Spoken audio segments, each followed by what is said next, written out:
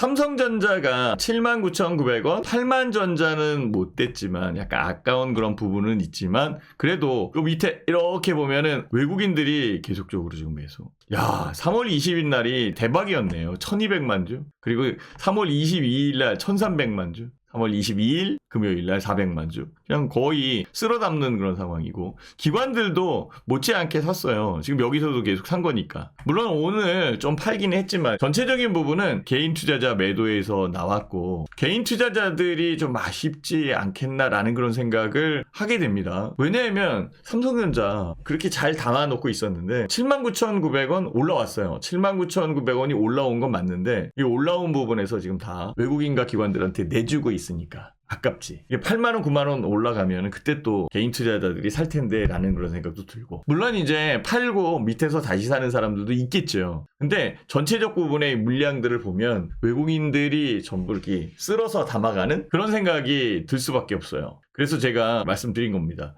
외국인 독주. 거의 수급의 독주를 하고 있다. 수급력에 의한 독주. 숨고르기 국면에도 반도체를 쓸어 담고 있구나 라고 생각하게 되는 거죠. 그렇죠? 네, 고맙습니다. 일단은 삼성전자 관련되어 있는 부분과 반도체에 대한 여건들을 조금 더 설명을 드리도록 할게요. 자, 요거 한번 보시겠어요? 반도체가 움직이기 시작한 것은 이것 때문에 움직이기 시작을 한 겁니다. 그쵸? 물론 이제 이것뿐만이 아니라 반도체 실적이 좋아지고 있는 그런 상황은 있어요. 다만 이제 스타트 되기 시작을 하고 실적에 대한 얘기가 나오면서 좀 더 안착해서 외국인과 기관들이 강하게 매수할 수 있는 그런 상황은 이거였죠. 마이크론의 어닝 서프라이즈. 그죠? 그래서 마이크론도 올라온 상황이고 마이크론의 2분기 매출이 58% 급증을 한 그런 상황이고 이유는 뭐 수요 증가도 있지만 AI에 대한 부분이 제일 큰 거죠. 그래서 삼성 SK 반도체 실적에도 기대감이 커져 있는 그런 상황이고 HBM 3 에디션 이 물량에 따라서 희비는 엇갈릴 수 있지만은 전체적으로 반도체 분야는 유리하게 작용하고 있는 것으로 판단이 듭니다. 요것도 GPU 옆에 HBM, 마이크론 테크놀로지의 HBM 3 에디션이 여기 딱 하고 이렇게 보이네요. 그렇죠? 그래서 제가 반도체에 대한 부분을 계속해서 얘기했던 겁니다. 자, 삼성전자 한번 봐볼게요. 안 빠지죠, 그죠? 지금은 여기 있어요. 정말 좋게 매수할 수 있었던 때는 여기였죠, 그죠? 그래서 제가 언급을 해서 알려드렸었던 이 황금 라인에서 지속적으로 지지 라인이 형성되어 있었던 상황이었고요. 황금 라인에 움직이는 그런 여건에서는 항상 주가가 이렇게 올라왔었던 거예요. 이렇게 해서 올라왔었던 거죠. 종목은 올라가기만 하는 건 아니죠, 그죠? 예, 조정도 있는 거예요, 그죠? 항상 조정이라는 부분은 있죠, 그죠? 황금 라인에서 조정받은 거고 여기서도 조정 이후에 여기서 움직일 수 있는 부분을 제가 얘기했었던 거지. 그래서 이게 박스권으로 움직이는 상황이기 때문에요. 지금은 이제 삼성전자 살 때가 됐고 포지션을 담고 간다라고 한다면 삼성전자가 가능할 수 있습니다. 그랬더니 이제 삼성전자를 매수해야 된다라고 생각하는 사람들이 많이 생겼어요. 외국인들이 쓸어 담았고 이때도 외국인들이 쓸어 담았고 그리고 금요일 날 이렇게 외국인들이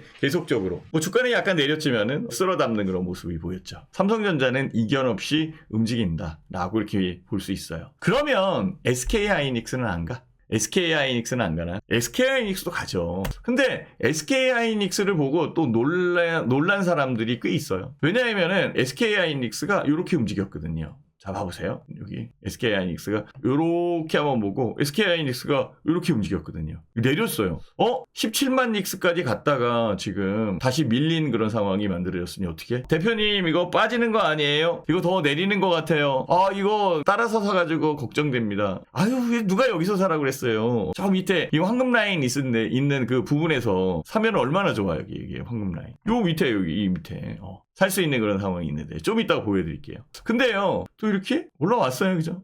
올라왔어요. 안 빠지는 것 같아요. 조금 안심하셨나요? 자, 이렇게 올라와서 안심하셨나요? 이렇게 내릴 때에는 내린 그런 상황에서는 불안하다가 여기 올라오고 이 상황에서는 괜찮나요? 하루하루 이렇게 매매하면 힘들 텐데 정말 힘들어지는 그런 상황 만들어지지 않겠어요? 좀 더 지켜가는 그런 매매를 해야지. 지켜가는 매매를 해야 되는 거고 여기 황금 라인 여기가 제일 좋은 자리였고 움직이는 그런 상황에서 여기서 밀어 올린 거고, 그쵸? 밀어 올린 자리는 여기. 주가에 대한 각도가 점점 더 각도가 가팔라지는, 그리고 조정도 있어야죠. 주가 자체적인 부분에서는 이것도 조정이잖아요, 그죠? 여기도 조정이죠. 조정이 없는 그런 상황이 아니죠. 이게 보면은 가는 그런 상황마다 이렇게 이거 조정이잖아요. 다 조정. 이것도 조정. 여기 올라온 다음에 조정. 여기도 조정?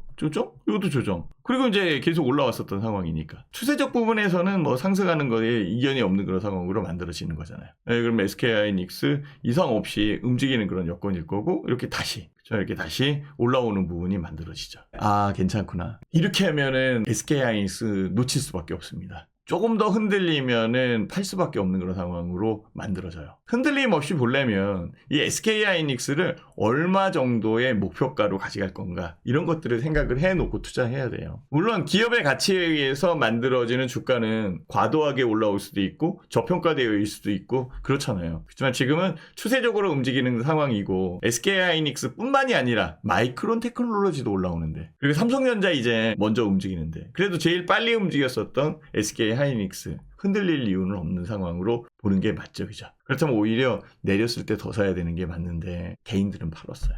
그거는 삼성전자도 마찬가지입니다. 그래서 하나씩 알려드리고 있는 그런 상황이고요. 그 여건에서 먼저 꺼내놓은 게 이 마이크론 테크놀로지의 어닝 서프라이즈, 이 부분을 말씀드린 거예요.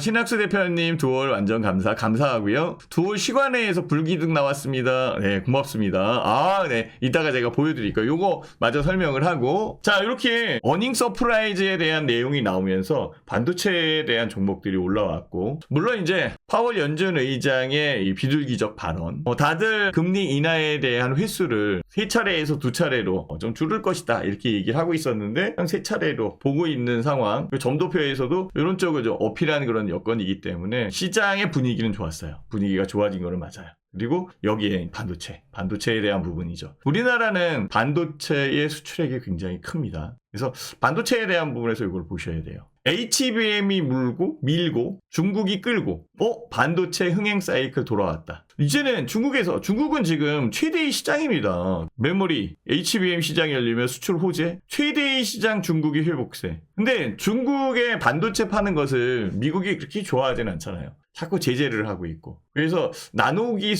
고단위의 나노 기술이 적용되는 반도체 판매, 이런 것들을 제약하고 있는 그런 상황이잖아요. 반도체에 대한 장비, 이런 쪽을 중국 시장 내로 반입하는 거, 이런 것들을 제약과 제재를 걸고 있는 상황이기 때문에 중국 시장의 반도체를 팔기가 굉장히 어려워졌어요. 우리나라에 또 중국은 최대의 손님 국가잖아요. 그래서 팔아야 되는데. 어쨌든 그래도 HBM 시장이 커지고 있는 그런 상황과 HBM 밀고, 그 다음에 중국이 계속적으로 좀 사가고 있는 그런 상황이죠. 반도체 흥행 사이클 계속적으로 지켜봐야 될 것 같아요. 그렇다면 삼성전자와 SK하이닉스는 당연히 외국인과 기관들이 사는 게 맞다라고 볼 수밖에 없어요. 투자자로 보면은. 이 SK하이닉스도 외국인들이 꾸준히 지금 사고 있는 그런 상황이잖아요. 그렇죠. 문제는 SK하이닉스보다도 삼성전자를 더 사고 있다라는 거지. 더 사고 있다라는 것이죠. 이렇게 많이 사고 있는. 그럼 지금은 삼성전자가 금요일 날장에 99,900원, 8만 원은 못 넘었지만 다음 주 월요일 날, 화요일 날, 수요일 날 이런 장 같은 경우에는 충분하게 올라올 가능성이 있다라고 볼 수밖에 없죠. 그러면 삼성전자는 추가적으로 상승할 가능성이 높다라고 방점을 찍고 만들어가는 게 좋습니다. 자료를 한번 더 볼게요.